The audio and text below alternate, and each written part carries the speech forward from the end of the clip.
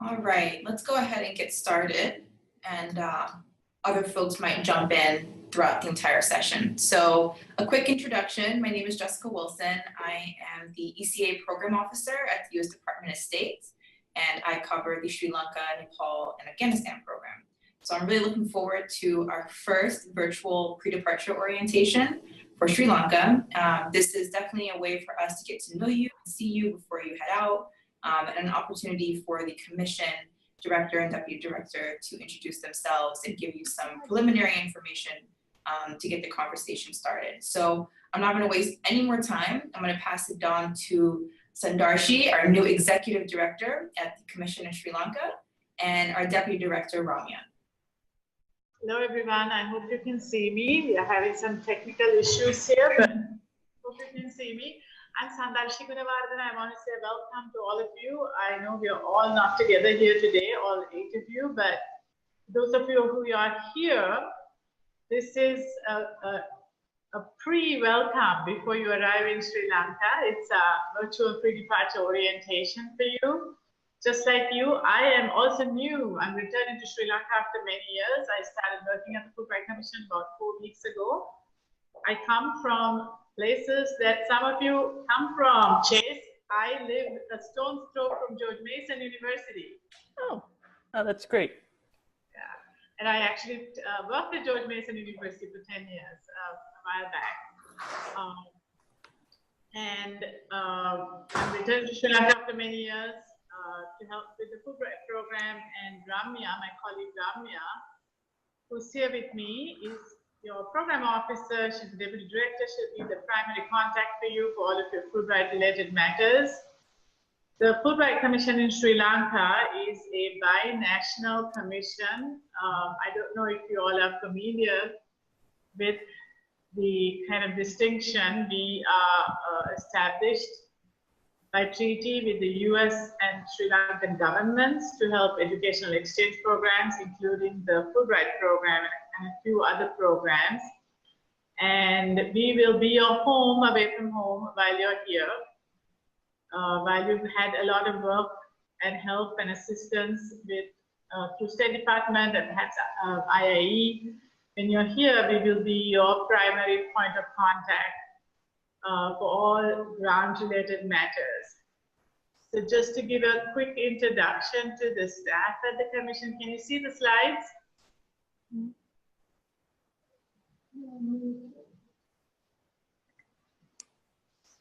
Did you unmute? We can just make it bigger if possible.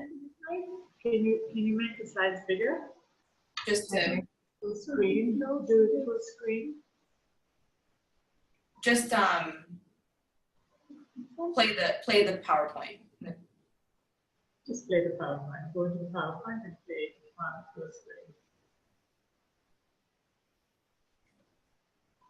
Go under here, down here, and do. There we go. Okay. Perfect.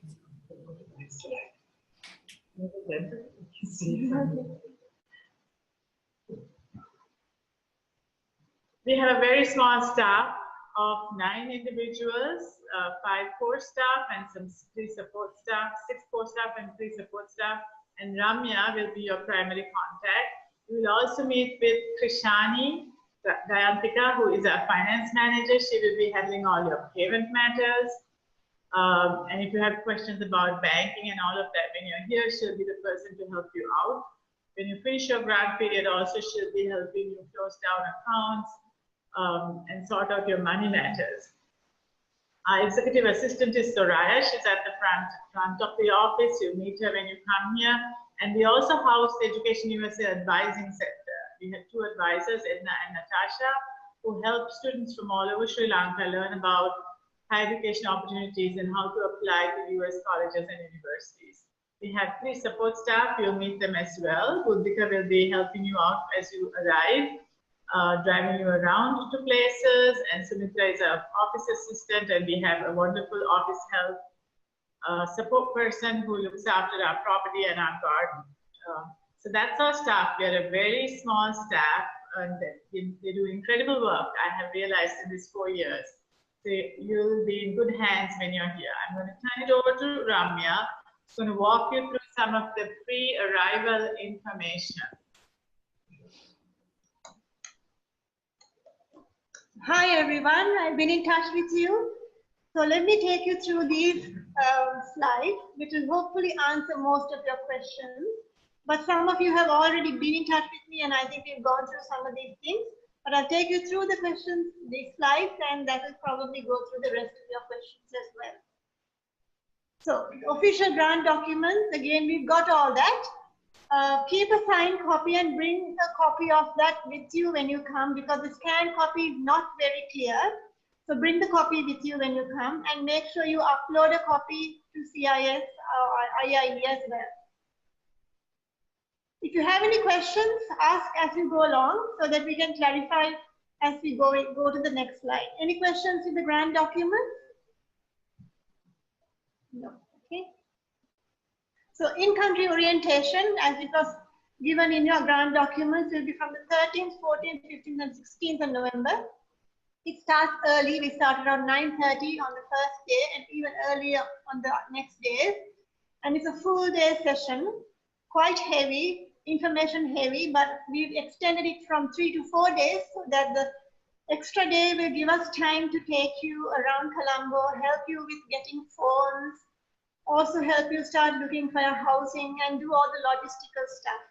So 4 days of kind of hands-on, very in-depth orientation to culture, economics and politics of the country, as well as what it's like to live in Sri Lanka. We touched on sexual harassment issues, traveling by bus, living in Sri Lanka, and all sorts of kind of very, very practical things, as well as detailed information about the country. And we advise you to book a place online through TripAdvisor or Homestay or Airbnb or any one of those sites. And if you're an ETA, you can, I know you have been in touch with Manisha, so talk to Manisha and see whether you can come in a few days early.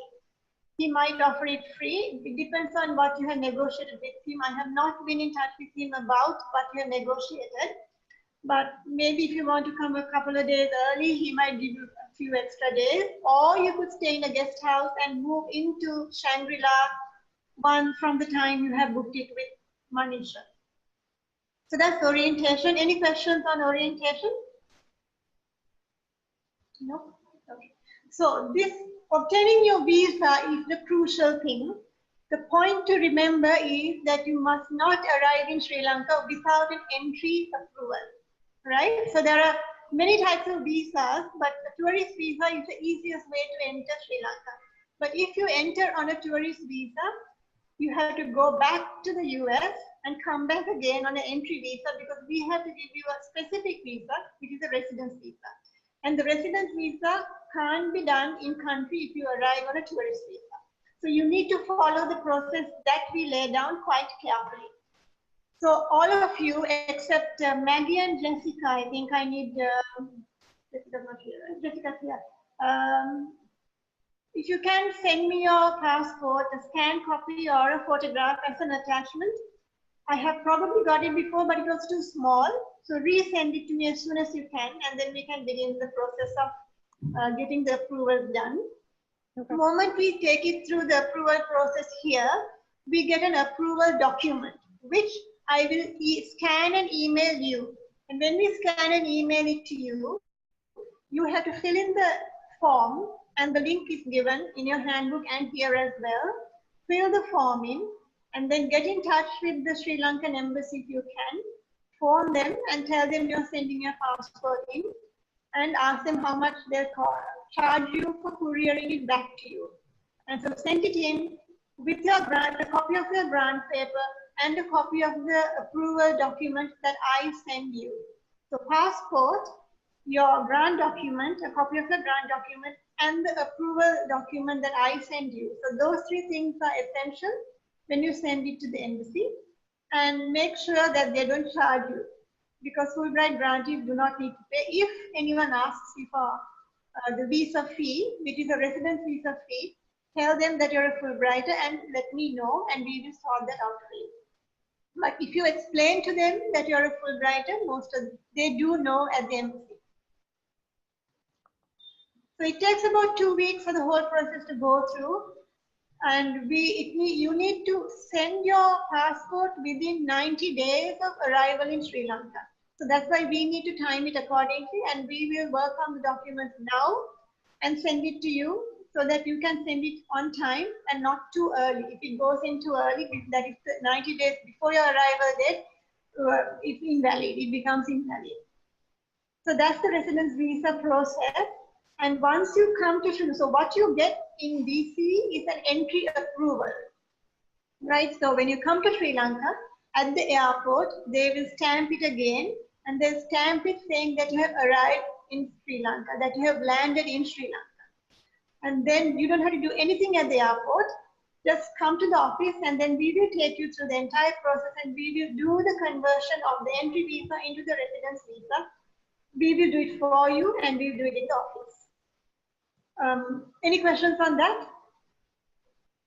No? Okay. So feel free to call me, email me, anything if you have any more questions. But at the moment, the only thing I need is the bio pages from Maggie and Jessica. So quick, I want to interject. Maggie and Jessica, when you send your passports to Ramya, please make sure you encrypt it and send the passwords separately. Okay. Right. So the next part is travel, and some of you have already worked on it. The thing to remember is that because we are on State Department funds, we had to go by the Fly America regulations. Now, there are no American flag carriers flying to Sri Lanka. So the rule of thumb, and this is the easiest one to follow, is that you need to cross the Atlantic or the Pacific on an American flag carrier as far as you can. And then you can connect to any flight to Sri Lanka.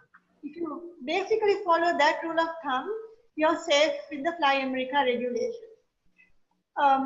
You can find a fare online and send it to me, or you can go to Upul's Travels, who we can work with at this end with the reimbursement. So either way, it's okay. Some of you have already done your flight, so that's okay. We need to get a round trip ticket. And because it's a bit too early in the year to book for the entire year, for the 9 months, it's okay, just book the ticket round trip as far as you can into the year. And then when we need to, we will change the date when you have to return, and we will bear the cost of the date change. Anything on that one? Right, and the duration of your grant, we calculate it from the day you arrive in Sri Lanka. So say you arrive on the 1st of January and you're on a 9-month grant, then your grant ends on the 30th of September that year. But we also try to give you a few extra days. So we will get you a 10-month visa wherever possible. We can't guarantee that, but we'll do our best to get you a 10-month visa so that you have a few extra days in Sri Lanka to wrap up and maybe travel around. But during those extra days, of course, you won't get any grant benefit. Yeah. Any questions on that? No? Okay, so the next one.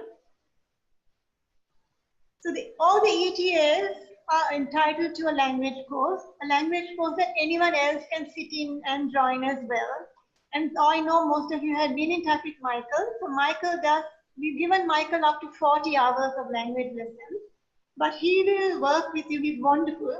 He was the language teacher for the British Council. He came as he's an Englishman who came with the British Council and taught English and then learned Sinhala and Tamil, and now teaches Sinhala and Tamil to people who don't speak the 2 languages.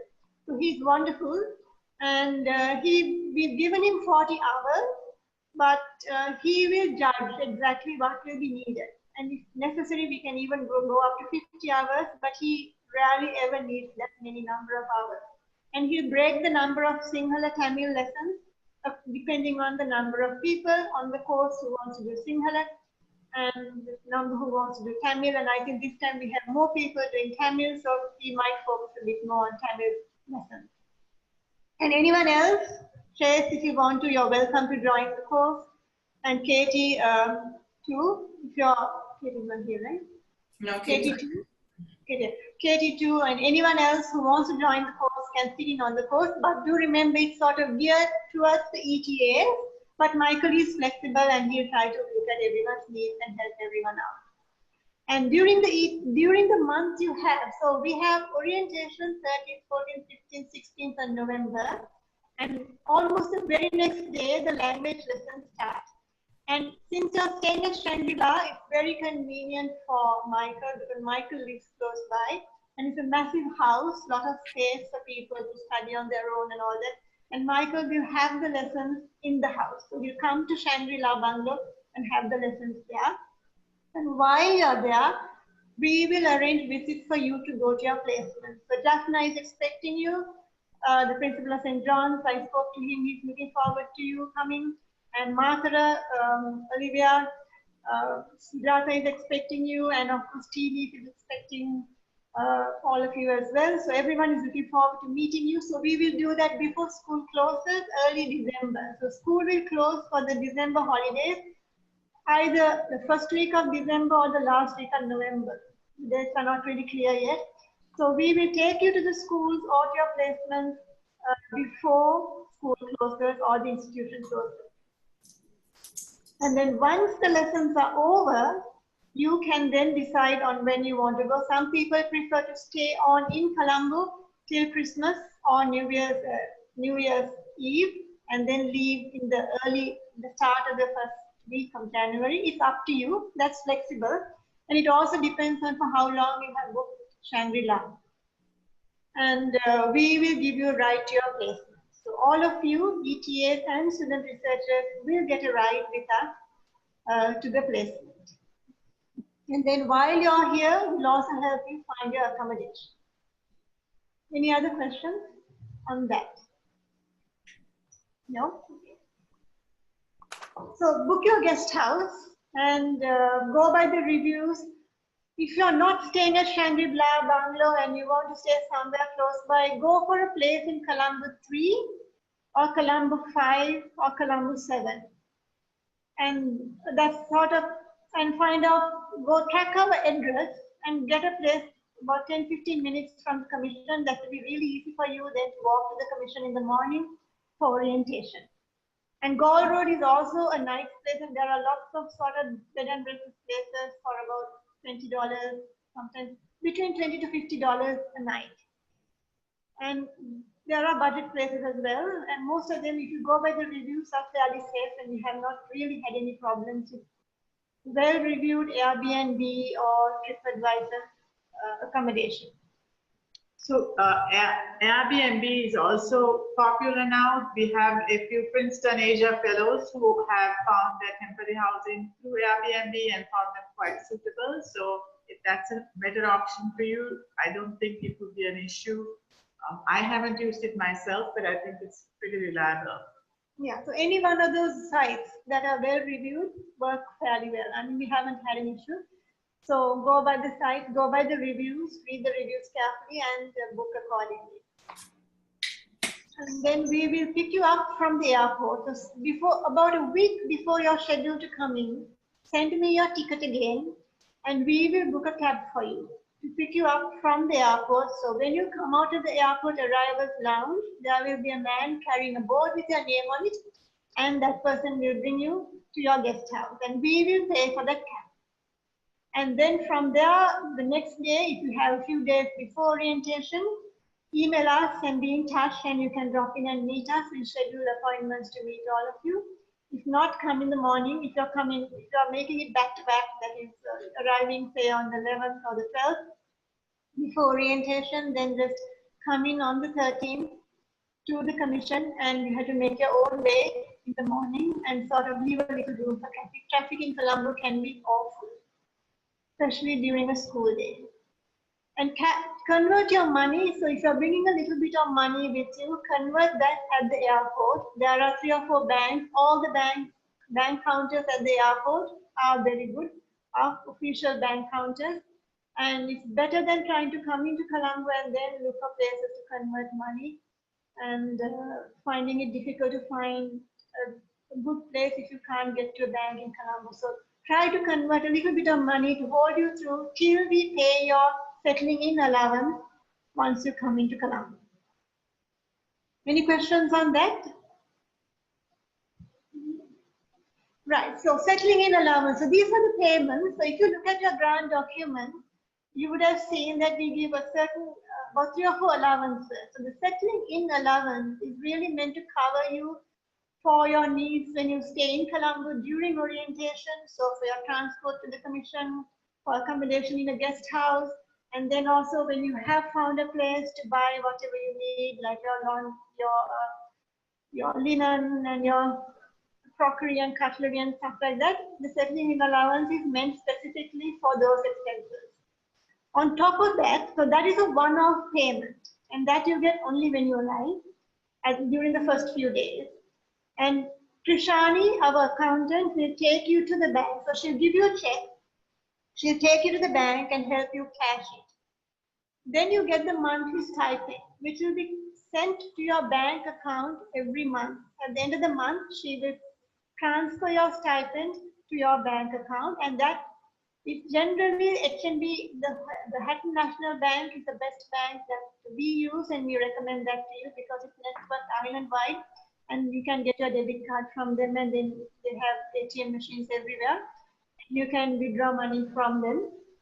And to open that bank account, you need to have your residence visa. So that is why when you get the settling in allowance, Krishani will go with you to the bank and withdraw it for you so that you have cash. So until your bank account is open, we can't deposit your check into the account. And that will take about 2 weeks because we need to work on a residence visa for your bank account to be activated.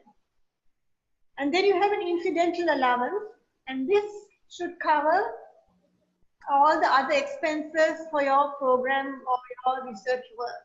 So all your teaching, if you have photocopying work, if you want to buy books for your school, if you want to get a translator, or if you want to get additional language lessons, you can use this allowance, and it's recommended that you use it and make sure you keep receipts. And Krishani will take you through that process when we do the country orientation. But the thing to remember is to always keep the receipt, because she can't, and the original receipt is needed for her to reimburse you.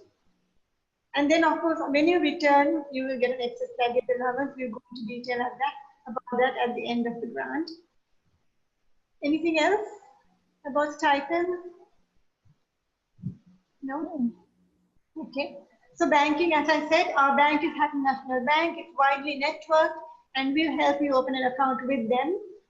And Krishani will take you to the bank, and we need your residence visa to activate the account. So even if you're in Jaffna, even if you're in Muskelia, Hatton, actually the bank started in Hatton, in the hill country. So wherever you are, you'll be able to use all the banks. And if you be bank credit cards and debit cards, and if you have been in Sri Lanka, you will know that our banking system is fairly well networked, and you can use even your foreign credit cards and ATM cards as well, although you pay a fee for that. And you can, if you do save some money with your grant, you can take it back, and Krishani will tell you how to do that. Right, so vacations and leaving the country. Sri Lanka has the most number of holidays that you can ever imagine living in a country. We have about 26 holidays a year. And on top of that, if you are an ETA, you will get 42 holidays. So you get the April vacation, which is about 3 weeks. And you will also get, at the end of the grant, in August, you'll find that most of the schools will be closed for the whole of August. So you get 2 big chunks of holidays. So you're entitled as a Fulbrighter to a 2-week vacation. So we recommend that you take that vacation fairly responsibly if you're an ETA, so that you time it with your with the school holidays. So if you're planning to have friends or family visit you, if you're planning to travel anywhere, find out what the school timetable is and book your time, your holiday time in kind of liaison with the school holidays. If you're a researcher, it's up to you to be responsible in how you use your vacation, and let us know when you go on your 2-week vacation. Now, the 2-week vacation is really meant for you to travel within the country, but you can leave the country when you need to, especially even during the 2-week vacation. But you need to get Sandashi's approval. So do not leave the country without getting approval from Sandashi for any reason. Even in an emergency, you just need to keep us informed before you leave your vacation and if you leave the country. And when it comes to leaving your placement, there too, you need to let us know, because if you're going to be away from your placement for more than 2 weeks, you need to let us know, because your stipend is adjusted according to where you live. So if you're getting a Colombo stipend, which is slightly higher than the stipend that you get out of Colombo, we will need to adjust it if you're going to be out of Colombo for longer than 2 weeks. So you need to keep us informed if you're going to be away from your home for longer than 2 weeks. I think the reason that we have the policy that we need to approve if you leave the country is that your safety and security are of utmost concern for us. So if you travel, we need to know where you are. We need to have an emergency contact in case of an emergency. But all of the emergency sort of procedures are all handled here by the Fulbright Commission. So we will, when you're here for orientation, we'll give you a far more detailed description of all the emergency procedures in the, in the event that something should happen, whether it's in the country, whether it's to you or an illness or anything like that. So likewise, if you're traveling overseas, you need to get permission from us before you travel. Do you mind if I quickly interject? Just from experience with Nepal and some other countries, even if you're planning on going somewhere a bit more remote where you know you might not have connectivity, do just send a note to the commission, let them know that, hey, I'm gonna go hiking and go trekking or whatnot. I might not have connectivity. What ends up happening is if your parents or your families or your friends don't hear from you for a few days, they panic and they reach out to the commission and to us, and it ends up being a very big situation when really you're just hiking somewhere. So just send a quick note, hey, I'm gonna be somewhere for a few days. I might not have connectivity, but I'm okay.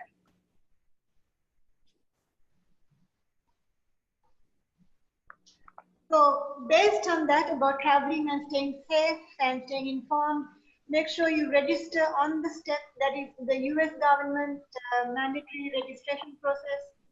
It's mandatory for Fulbrighters. We insist on it that you register on the STEP program, Smart Traveler program, so that you get the alerts that the embassy sends out to US citizens in a country.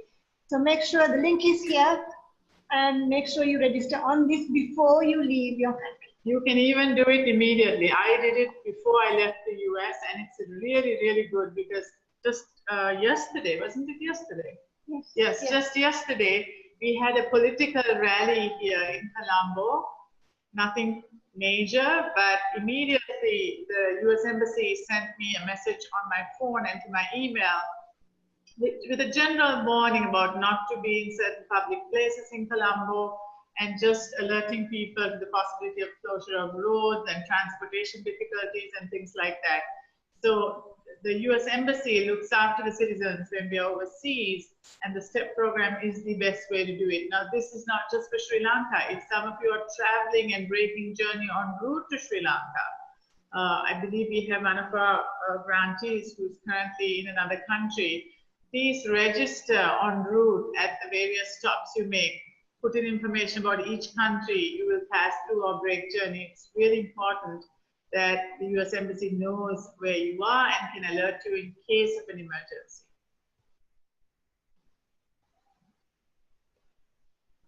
Right, so talking about emergencies, continuing from there, so you get SP coverage, and so that is accident and sickness emergency coverage, not really considered insurance. So if you do have additional insurance, as I log you into this system, I will send you the form, and I'd like you to let me know if you have additional insurance as well, so that I can add it to your registration details. So Fulbright grantees can use this in country, but the Sri Lankan healthcare system, there are two systems. There's a public system that's completely free, and there's a private system that is exorbitantly expensive. So you do need to make sure that you have funds to pay in cash, Out of most of the pocket, out out of of pocket, pocket.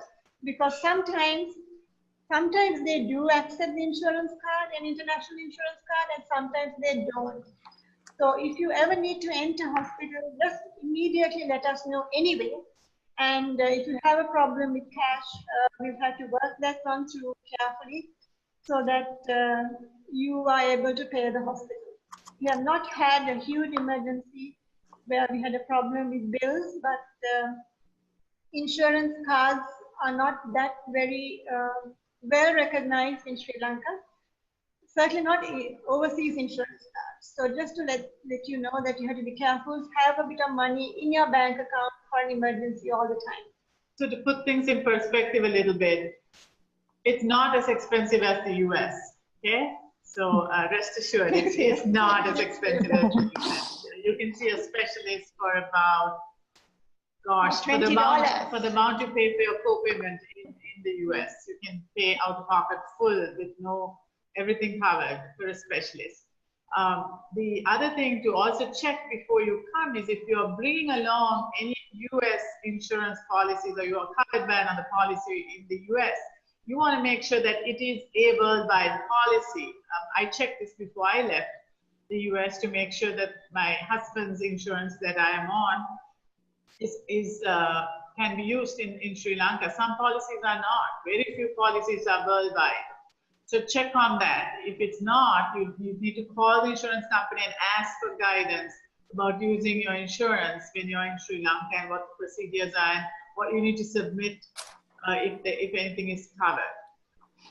I would highly recommend that you fill up all your prescription medication as much as you can. You can do it here, but we have generic drugs here. A lot of it's produced in India and may not be the same quality and not the exact same thing that you're accustomed to in the US. So fill up your prescriptions. I see a couple of you wearing glasses. Get an extra prescription for your glasses. Do all your dental work. Finish as much as you can. If you have insurance there, do as much as you can before you come. Yeah, that point that Sandashi made about the cost difference is so true, because even to visit a doctor, it works out less than the co-pay. So what we do find is our Fulbrighters do go to doctors and very rarely end up claiming from SP because it works out just not worth the hassle of filling in the forms because it's so much cheaper. That is outpatient. Inpatient tends to be somehow quite different, simply because when they realize that you have overseas insurance, then the hospitals tend to kind of add lots of things to your bills. And they use the government hospitals? They can, and we have had Fulbrighters using them, but the experience can be traumatic, to put it very mildly. Some people found it quite traumatic, but it's not entirely free. You have to pay a nominal amount like $200 if you're in hospital for like a week. The Fulbrighter paid about $200, which is nothing even by Sri Lankan standards, but it's a difficult experience. Although you get better care in the government, that is the public hospital, than you do in the private hospital. It's an experience, and it's not something that's easy for someone from a different culture to endure. But let's hope you don't ever have to enter hospital in Sri Lanka. So internships, affiliations, volunteer work, and your visa. So your visa is entirely sponsored by the Fulbright program, and your work is limited to what was on your grant paper. You can't technically do anything else. And your residence visa is sponsored by us, so you can't really work or do consultancy. And as you know, you can't get paid for any work that you do. Here, the money that you're getting from Fulbright is not a payment, but it's a living allowance and a stipend. And you cannot work at other institutions. And if you wish, if you need to extend your visa, we will evaluate it by a case-by-case basis, and it has to be done. It will be done by Sandashi, and we will then extend your visa if we realize that it's necessary because you were not able to complete your research, or an ETA has a compelling need to stay on with the institution. Does the grant support get extended as well? No. So if you extend your grant, you will not get cash benefits, but you will get your ASPI coverage, and you will of course get the visa process. But you will not get any grant benefits, cash benefits. In other words, you won't get your stipend. So it's a non-cash, no-cost extension.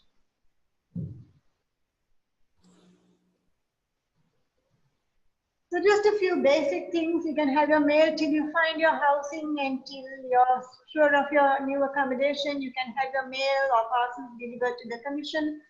Parcels and packages will be taxed, and you as Fulbrighters are entitled to not paying tax in this country, but it's a long process.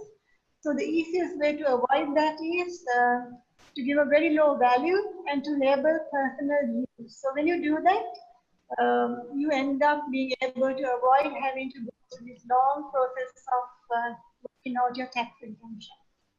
So give a low value. So even and say if it's books, just say printed matter, educational matter. We'll tell you all this when you come to Sri Lanka. But before that, if you need to send any books and printed matter, you can use the embassy courier.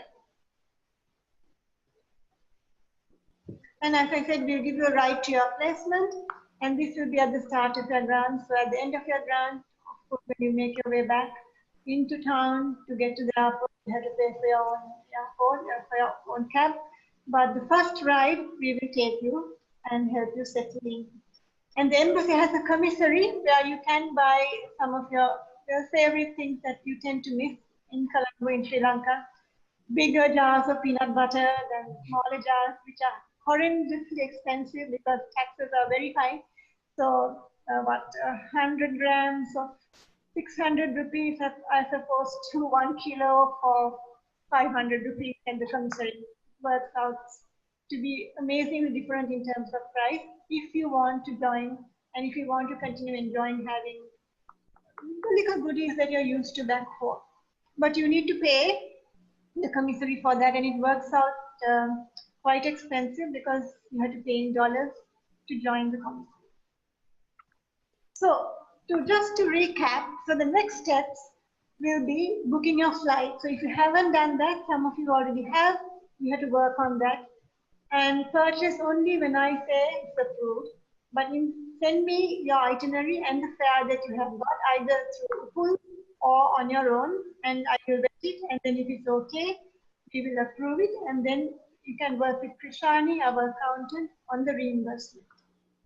And then once all that's through, I will send you, give me a couple of weeks. As soon as I get the 2 passport documents that you are missing, I will work on the entry visa approval, and I will send you the entry visa document.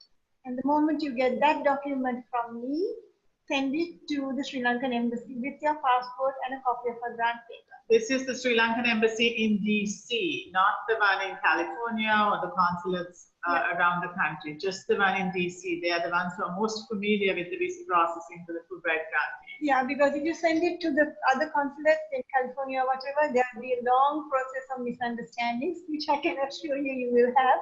So to avoid that, just send it to DC. Even DC, every 3 years, when there's a turnover in staff, you have to keep re-educating them about the fact that Fulbrighters don't get payment and all that. But now, after about 20 years, they are used to it. So DC is the easiest way to process your entry visa for a Fulbright grant. And then book your guest house, keep the address, and send me your arrival details and the guest house details about a week or 2 before you arrive, so that we can book the cab. If it's during working hours, one of us or Buddhika will be able to come and pick you up. If not, one of our cab companies will come and pick you up and take you to the guest house. And that's it with the next steps. So just to give you the timeline, so you will arrive in November and you will have orientation, and you will do all the logistical stuff of opening your bank account, finding a house, processing your visa, and all except the ETAs, unless you're staying for language lessons, even the researchers. If you're staying for language lessons, you can continue. If not, the researchers can go to their placements right after orientation. Then in November, December, the ETAs will continue their language course and then also visit their placements while in Colombo and then go to the placement. And then December comes holidays and the country has a tendency to shut down. So whereas in the US, you might be used to just Christmas, the couple of days before and after Christmas, here things sort of start winding down from like right after the school holidays, because everyone tends to go on holiday after that. So roads are quieter and hard to get things done. So this is the time to go on holiday yourself if you want to take your 2-week vacation in December. And I'm just mentioning the holidays and kind of it's winding down in April and December because it also kind of will prepare you for the fact that getting things done can get even slower at that time of the year. And which means it can get a little bit more frustrating than you're normally used to in Sri Lanka. So March, February, March, you have the researchers will go to India for their conference. And April comes again holidays and the traditional New Year. And the traditional New Year, of course, everything literally shuts down. So shops close. And there are about 4 days when the roads are deserted in April. And we will also have in April a midterm grant review at the commission. So everyone will come together and we'll meet up. And then the ETA seminar will probably be in March or April, and this time it will be alternate between Sri Lanka and Nepal. So this year Nepal will, if they're having it, they'll host it in Nepal. And July, August, then of course is preparation for departure, completing reports. We really want the reports done, so that's essential. And then we'll have a debrief. And every month or at least once or twice a month, we will invite you back to the office for debriefs and for meetings, for lunch or coffee, so that we can find out how we are doing, and we'll constantly keep in touch with you informally as well. So that's how your year will progress. So any questions to Sandashri and to me?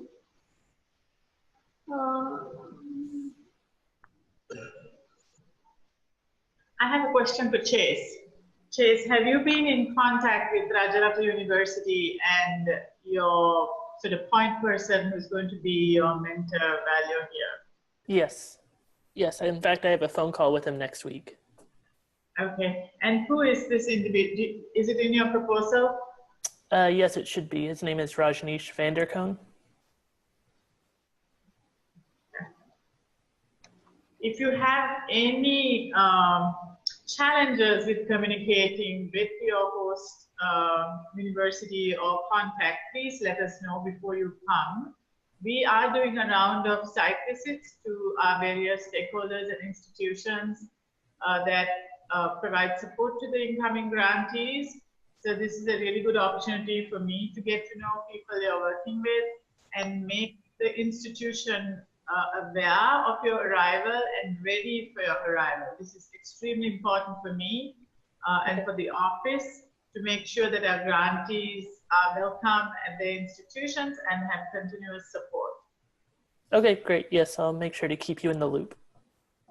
The ETAs, Ramya, I think Ramya has already made contact with the institutions, but how have you had any communication directly with the institutions or not yet?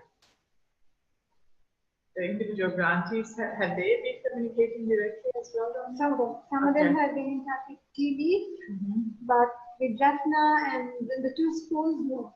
But TD has been coordinating with TD. But even though you haven't been in touch with the institution, I hope you have been in touch with the grantees in Jaffna and Andrew in Martha. Olivia, were you able to? Andrew mentioned to me that you're in touch with him. Yes. And yeah. So your best for the 2 schools, that is those went to Jaffna and to Martha, being in touch and getting insights and advice from the former ETAs would be the best way to go until we go in person and meet the people in the school. We are in touch with them, but simply because of the way it will operate, you find it easier to deal with them in person, and more efficient to deal with them that way, because you might find that they might not respond to your emails at this stage. So be in touch with your ETAs and find out from them about housing and the places they have recommended. And one ETA in Jaffna not an ETA student researcher, is still there in Jaffna, and he has recommended some people, and I'll put you in touch with them as well, those who are going to Jaffna. Just want to add, simply because some of you may have, how many of you have been to Sri Lanka before? We have one who was an IELTS graduate. So only 2 have been to Sri Lanka before here, right? Is Hannah on the call today? I can't see it. No, she's not. She's not there, Yeah, right? so she did IELTS. Yeah. So I just want to kind of, so when we had this PDO in DC, we used to have a lot of time to talk to you and take you kind of more gently into the kind of feel of coming to Sri Lanka, but now we have like 2 hours to do this. So I just want to get you a sense of life in Sri Lanka and prepare you for a very different way of life. So I know take this, my advice to you is to take this as an opportunity to learn a different way of life. So you come from a highly fast-paced, process-orientated setting, and you will come to a culture and a setting where those are there, but they have their own set of rules. So it's a wonderful learning experience of learning to navigate those set of rules, because a lot of soft skills come into play. So you learn to figure out a lot of the hidden dynamics between people and the way communication operates here, and read signals and read body language. And because these are old cultures, and old cultures have layers within layers within layers.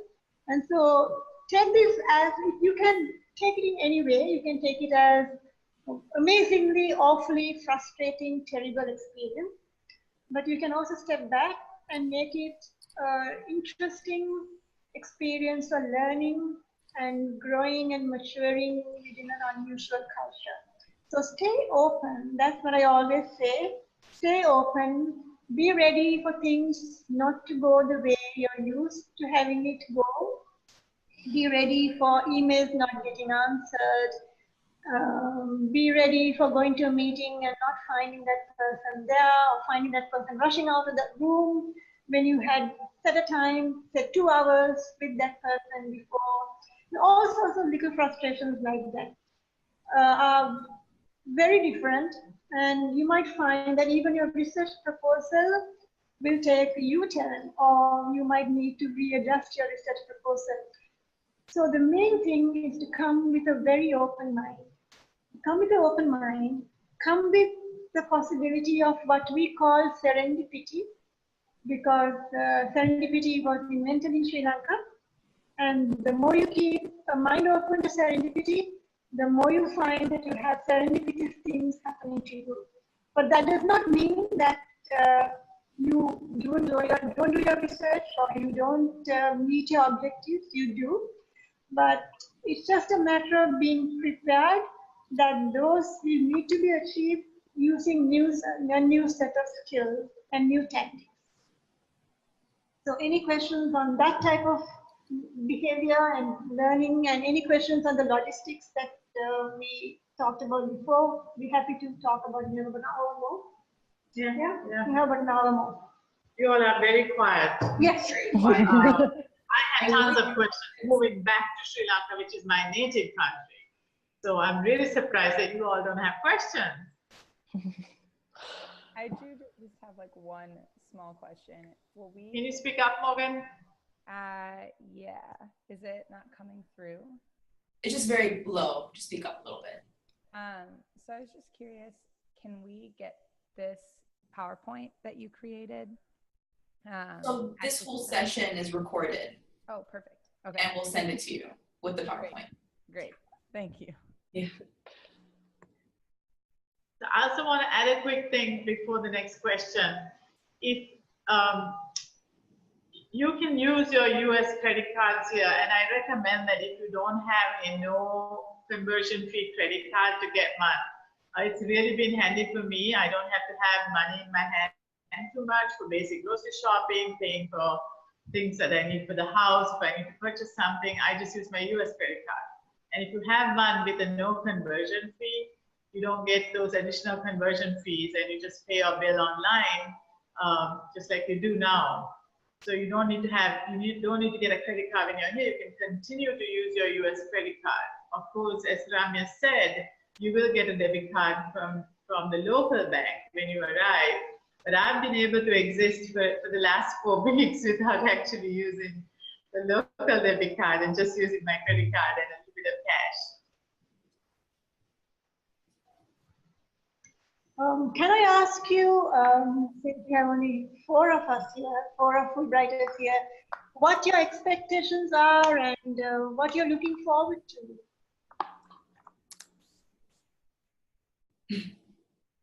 Who'd like to go first? Morgan? I'm trying to keep few expectations because I know that anything I do expect probably won't necessarily happen or like happen the way I anticipate it happening.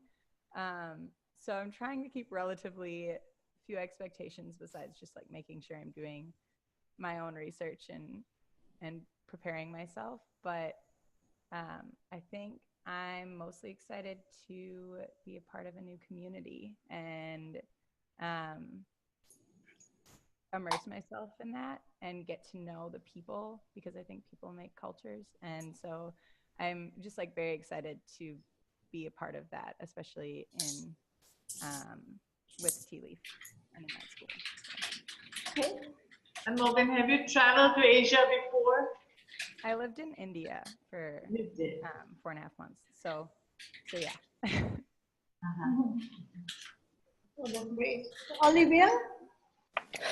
Yeah, I'm kind of in the same boat as Morgan. I don't want to come in with too many expectations because I know it's going to be a lot different. But yeah, same thing. I've been doing sort of just the research that I need to come in prepared. And I'm really, really looking forward to being in my school with my students and experiencing the academic aspect of it all, and seeing how that plays into culture as well. Right, yeah. The educational experience is very different to what you're used to back home. So and you've been in an all-girls school, and it's going to be an experience. You're in the deep south of the country, so it's going to be very interesting. And Chase? Well, I think I'm in the same boat as the other two, wanting to immerse myself, but I also just want to get another perspective for my own research, because I think as a conservation biologist, it's really important to see how other people interact with their environments. So that's what I'm looking forward to the most. Right, so are you networked with the conservationists in Sri Lanka? I have a lot of friends who are conservationists, who are like top conservationists like Nukshan Javadana. Are you in touch with anyone outside the university? Not so much outside Rajarata. I'm hoping Right. Rajneesh is going to introduce me to folks, I hope. Yeah, Yeah, he's very well known. Right. And when we have the orientation, we have a couple of top people coming and talking to you as well. And that will also give a wonderful kind of opening to the network. It's a small network, so it's easy to kind of make links here. And you're in an interesting field, elephants, so it's a hot topic right now, always a hot topic. And it's becoming even a bigger hot topic because they've just imported AK-47 rifles to control the problem. So you're sort of in the middle of an interesting storm here about elephant conservation. Right, yeah, and I'm looking forward to discussing it with folks there in Sri Lanka. And Jessica? Can you guys hear me? Mm-hmm. Yeah, we can. Yeah, I think I'm most excited to spend an extended amount of time in another country, because I spent about 1.5 months in India before, a couple years ago, but that's just enough time to really kind of pick up on those communication differences that you're talking about. And I think by the time a month and a half is just enough to like pick up on it, but not really get to live in it. So I'm kind of excited to really be able to live in the country for a more extended amount of time and get to actually know people and hear their stories. And especially being at Tea Leaf, it sounds like that's going to be the most rewarding part. Of course, I'm excited to teach and stuff, but I think the biggest thing I'm anticipating is being able to actually talk to people, and especially being in Mascalia, which will be a little bit, more out of the city and everything. I want to see that way of life a bit more. So I'm really excited. I'm not really, like everyone else, I'm not really expecting much. I just, stay alive and enjoy it. And other than that, I just want to learn everything that I can while I'm there. So Morgan and Jessica, have you been in touch with Rob Gaines, who was there before? No. Has he had time to write to you? No. Did Rob write? He didn't write back. We've talked to Tim. Yeah, I know. Yeah, but Rob didn't write back. Rob did some amazing work while he was there. But I think he's very busy. He went straight to grad school. Mm. So I shared his email address with you, right? Yeah. Yeah. Yeah, but okay, so he probably didn't have time to write back. But Tim's a fabulous contact. So. Yes, he's been very helpful. And there's a wonderful woman there as well who went on a Fulbright.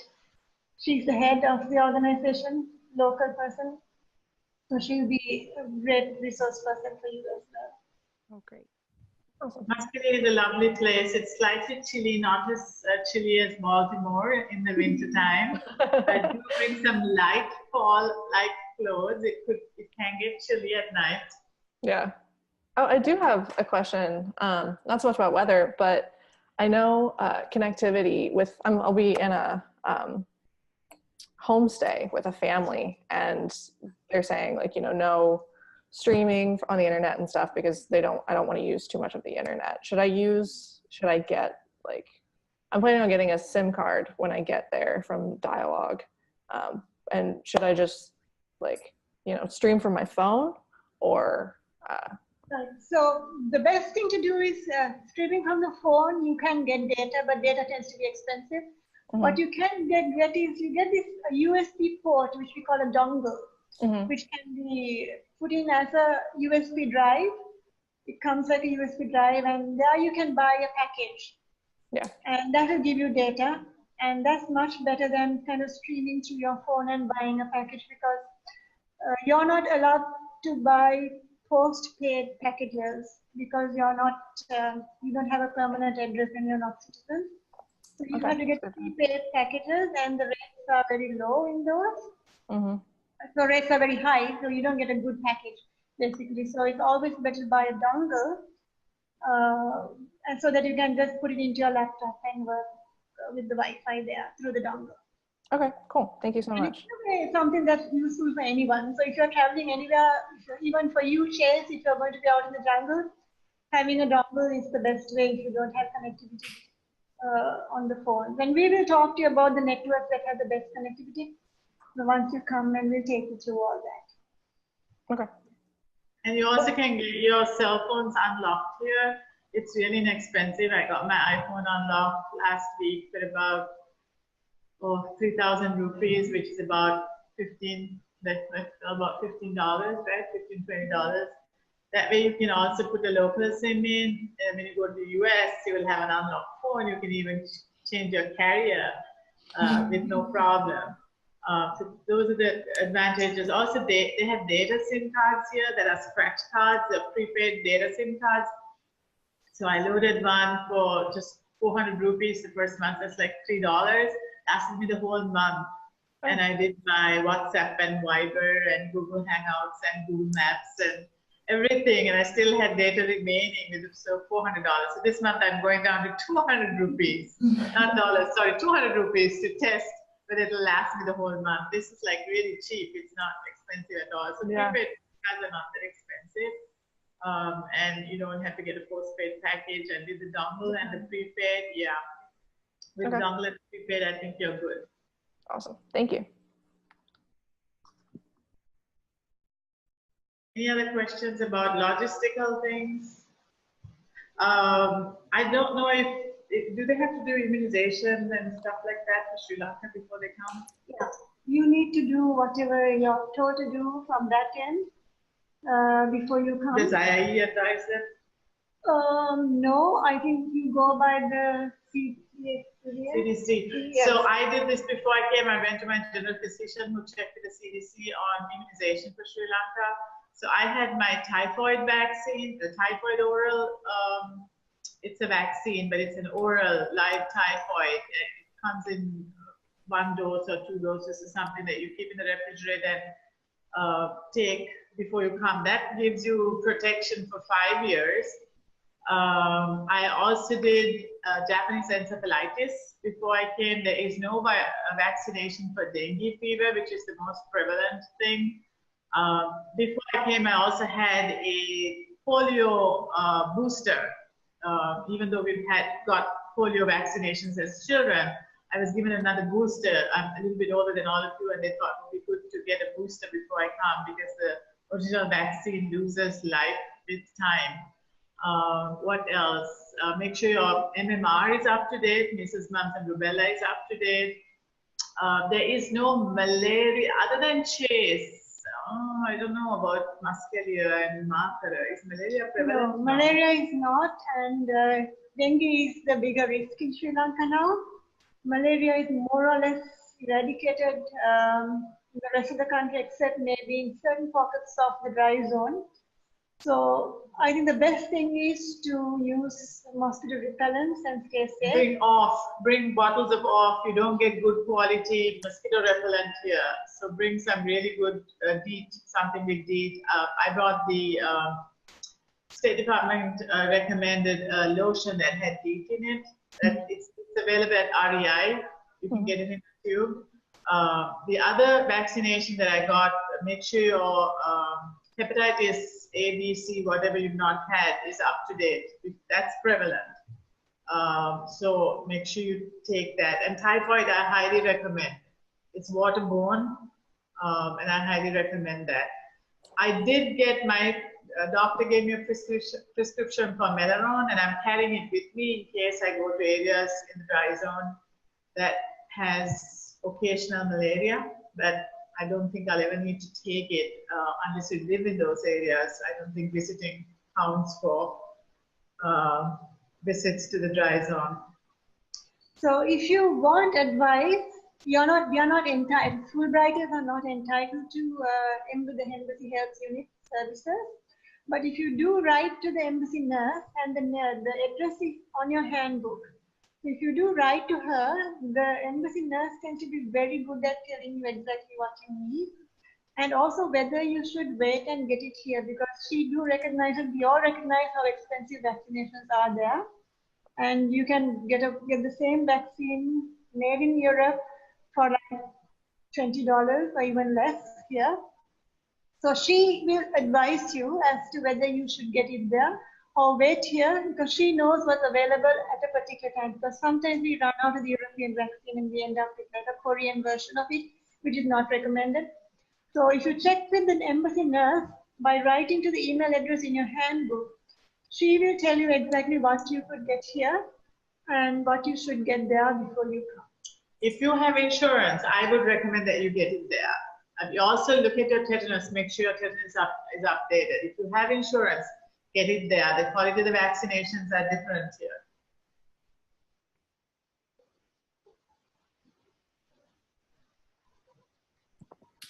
Any other questions? I have a question. So I know that when I traveled to Nepal, I brought a water bottle that just filtered the water automatically. Is that a recommendation that you would have for traveling to Sri Lanka, or should we just buy bottled water there, or is the tap water fine to drink?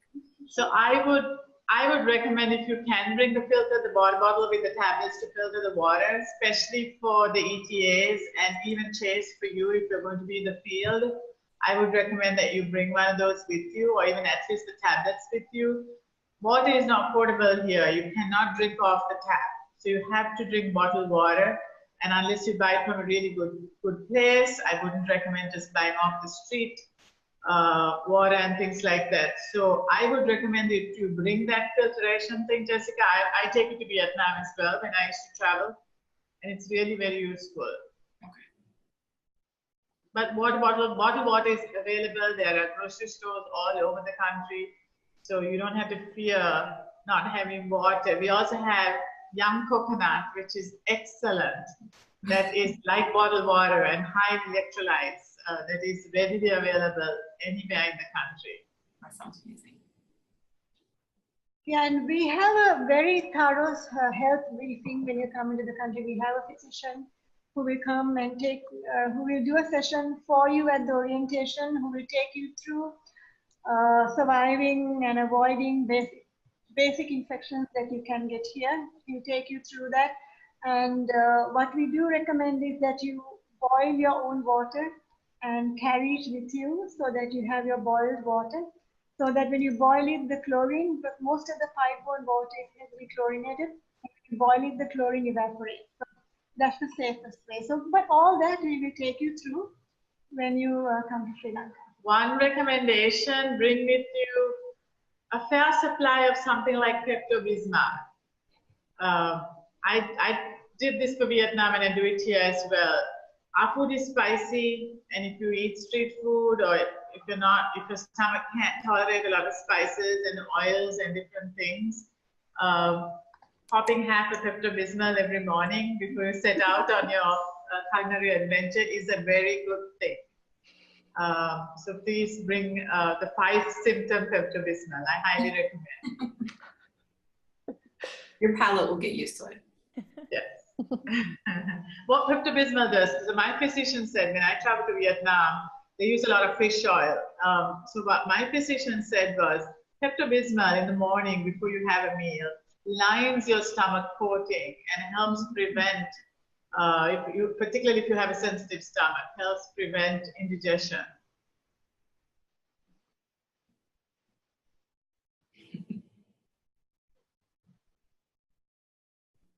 Any other questions? You're a quiet group. You're just ready to go. Questions.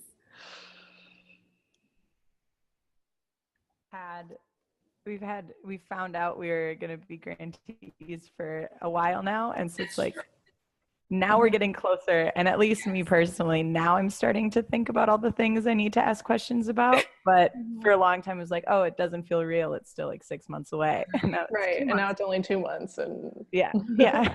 So in like 2 weeks I'll probably be contacting you with a million questions. No problem, just keep writing to us. I've had some chats with I think Hannah and Jessica and all that on WhatsApp, so you can talk to us on WhatsApp as well. You can schedule the time. If you think of questions right after this, just let us know and we'll be happy to help you. And I'd like Rami to share my email address with you. I'm going through some of the things that you'll be going through in a few months, coming back, and it's interesting. Sometimes you're not prepared, and sometimes you just have to face things as they come along. You can never be fully ready for this kind of an adventure, and all of you are going to have a tremendous adventure of all sorts in Sri Lanka. Sri Lanka is a fascinating little island, picturesquely beautiful and just breathtaking in many ways, and you will not have a moment to be bored. We are extremely a busy place wherever you go, diversity of every kind in a tiny island that's smaller than South Carolina. So be prepared for a life-changing experience. And I am a Fulbright alumna, so welcome to the Fulbright family, and I look forward to working with each and every one of you before you come and while you're here. thank you. I really appreciate all the help. Awesome. It's nice to see everyone. Yes, it is very nice. I wish the whole group Yes. would have been here. Margaret's not on the call, right? No. Margaret is. Margaret is Oh, on the she's call? gone now. Oh, she's gone now. We lost a couple of folks, but this is all going to be recorded, like I said, and it'll be uploaded to the cloud And so I'm going to edit it because of the awkward gaps at the beginning of us trying to figure out all the technicalities. But then I'll post it probably by Monday, and it'll come to you via email from IIE. So you can watch it again and then ask all your questions to Ramya and Darshi. Awesome. Good. Great. Any other questions?